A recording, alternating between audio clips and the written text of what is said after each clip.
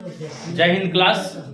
आज हम लोग एक ऐसे क्वेश्चन को देखने वाले हैं जो एग्जाम में बहुत इंपॉर्टेंट है, ठीक ना।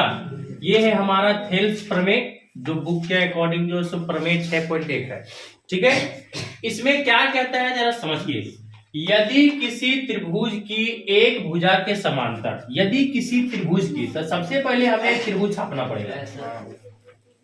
एक त्रिभुज है हमारा ए बी सी, राइट।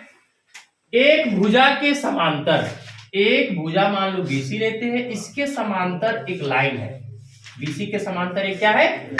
अन्य दो भुजाओं को भिन्न भिन्न बिंदुओं पर प्रतिच्छेद करने के लिए, एक भुजा को यहां प्रतिच्छेद किया है डी पर, और एक भुजा को यहां प्रतिच्छेद किया है ई पर, राइट।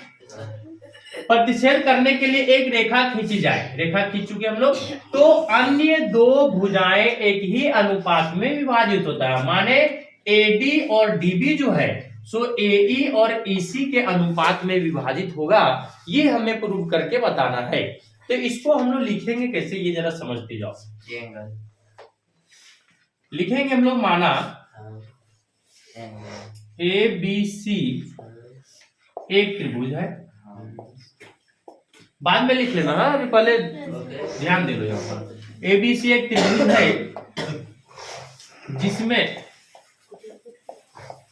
जिसमें डीई जो है सो समांतर बीसी है, डीई समांतर बीसी है। तो सिद्ध करना है, क्या सिद्ध करना है बच्चे?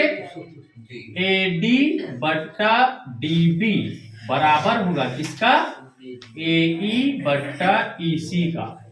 यही है हमारा थेल्स प्रमेय और यही हमको प्रूव करके लाना है, ठीक ना। तो हम लोग जो है सो इसमें करेंगे रचना। क्या करेंगे? रचना। और रचना में हम लोग क्या करेंगे जरा देखो। ई से लेकर के एडी तक एक हम लोग खींचेंगे परपेंडिकुलर, और डी से लेकर के एई तक एक खींचेंगे हम लोग परपेंडिकुलर। इसका नाम एन दे देते हैं, इसका नाम एम दे देते हैं, ठीक है। और हम लोग क्या करने वाले हैं देखो, बी से लेकर ई तक हम लोग मिला देंगे और सी से लेकर के डी तक मिला देंगे। ये हो गया हमारा रचना। रचना मतलब त्रिभुज जो दिया हुआ उसमें हम लोग अपने से क्या किए हैं, ठीक है। तो यहां हम लोग लिखेंगे डीएम परपेंडिकुलर एसी तथा ईएन परपेंडिकुलर एबी। परपेंडिकुलर मतलब लंब, ठीक ना। खींचा गया तथा बी से ई तक और ई से डी तक, तथा बी को ई से और सी को इसे डी से मिलाया गया। इतना में कोई दिक्कत? ये तो सारा हम लोग क्वेश्चन से देख के, फिगर से देख के लिख रहे हैं, है ना। क्या प्रूव करना ये भी हम लोग देख लिए हैं, रचना क्या की वो भी हम लोग लिख दिए, ठीक। अब हम लोग लेंगे प्रमाण, जहां से हम लोगों को बनाना है, ठीक है। देखो यहाँ हमारा एक त्रिभुज बन रहा है एडीई, यहाँ हमारा त्रिभुज बन रहा है बीडीई, ठीक है। तो त्रिभुज एडीई तथा त्रिभुज बीडीई में दो त्रिभुज हम लोग लिए। कितने त्रिभुज लिए? अगर हमें निकालना है इसका क्षेत्रफल, एरिया ऑफ ट्रायंगल एडीई, तो त्रिभुज का क्षेत्रफल का फॉर्मूला क्या होता है? हाँ, 1/2 गुना आधार गुना ऊंचाई, ठीक ना। तो एडीई का देखो, आधार एडी 1/2 गुना आधार गुना ऊंचाई में ईएन, ऊंचाई में समीकरण 1, समीकरण। उसी तरह से लेंगे BDE, area of triangle BDE बराबर क्या होगा? तो इसका भी होगा आधार गुना, आधार होगा हमारा बीडी ऊंचाई हमारा होगा En। क्या होगा? समीकरण 2। और ये दोनों समीकरण को हम लोग क्या करेंगे? भाग दे देंगे। समीकरण 1 तथा 2 को भाग करने पर। क्लियर? अब भाग कैसे करेंगे? दोनों को पट्टा कर देना। क्या करना है? Area of triangle A D E बराबर half into A D into E N बट्टा area of triangle B D E बराबर half into B D into E N. Half half cut जाएगा, ई एन कट जाएगा, बचेगा क्या? तो लिखेंगे हम लोग area of triangle A D E बट्टा area of triangle B D E बराबर ए डी बट्टा बी डी। समीकरण तीसरा। क्लियर? इसी प्रकार क्या लिखेंगे हम लोग? इसी प्रकार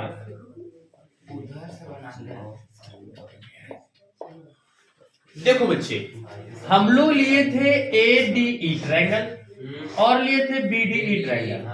फिर से हम लोग लेंगे ए डी ई ट्रायंगल, अब ये राइट साइड वाला सी डी ई ट्रायंगल। ठीक ना? इसी तरह से जिस तरह से इसको भाग किए उसी तरह से उसको करेंगे। ठीक है? Area of triangle A D E बराबर हाफ इंटू, देखो इसमें हम लोग आधार लिए थे एडी। क्या लिए थे आधार? अब लेंगे हम लोग एडी और ऊंचाई बनेगा डीएम। क्या बनेगा ऊंचाई? ए ई गुना डीएम बट्टा राइट साइड वाला क्या ट्रायंगल बताए? सी डी ई या तो डी सी जो लिखना है।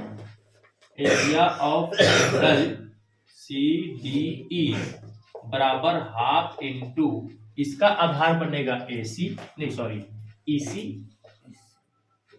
क्या बनेगा? और ऊंचाई सेम रहेगा डीएम। फिर से डीएम डीएम कटा, हाफ हाफ कटा, क्या बच गया? A D E triangle C D E बच गया हमारा ए ई सी बट्टा ई सी। समीकरण 4। एक चीज और आप लोग पढ़े होंगे क्लास 9 में, वो क्या था? वो था ये कि एक ही आधार और एक ही समांतर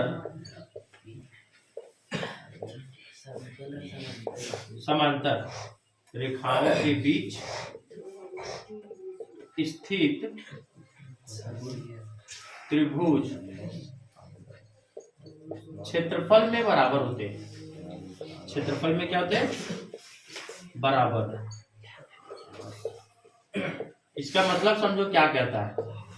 अगर मान लो सेम आधार है और इस पर एक ट्रायंगल ऐसे छाप दिया और एक ट्रायंगल ऐसे छाप दिया और ये सेम आधार है दोनों का, ये आधार पर ये भी ट्रायंगल है, इसी आधार पर ये भी ट्रायंगल है, एक ही आधार हो गया। और एक समांतर रेखा उसी के ऊपर एक और समांतर रेखा, ये दोनों रेखा क्या है? समांतर। तो दो समांतर रेखा के बीच दो त्रिभुज हमारा था, एक ऐसे था एक ऐसे था और एक ही आधार पर बना। तो इस तरह का अगर ट्रायंगल बनता है तो वो क्षेत्रफल में क्या होता है? बराबर। क्षेत्रफल में क्या होता है? ये थ्योरम था क्लास 9 में आपको पढ़ेंगे। ठीक है? चलो, तो इसमें हम लोग लिखे किस लिए हैं? क्योंकि यहाँ पर देखो ये जो आधार है और इसी पर ये ट्रायंगल है और इसी पर ये ट्रायंगल है, ठीक ना? और उसी तरह से ये हमारा आधार है, इसी पर ये ट्रायंगल और इसी पर ये ट्रायंगल है। तो ये दो ट्रायंगल जो हम लोग लिए थे कौन कौन? एक वो बीडीई और एक लिए थे हम लोग सीडीई। दोनों क्या होगा? क्षेत्रफल में बराबर। एरिया ऑफ ट्रायंगल बीडीई बराबर होगा एरिया ऑफ ट्रायंगल सीडीई का। ठीक है? ये है इक्वेशन नंबर 5। अब हम लोग को 3 इक्वेशन का यूज करना है। कौन कौन? एक 3 नंबर, एक 4 नंबर, एक 5 नंबर। तो लिखेंगे समीकरण 3, 4 तथा 5 से।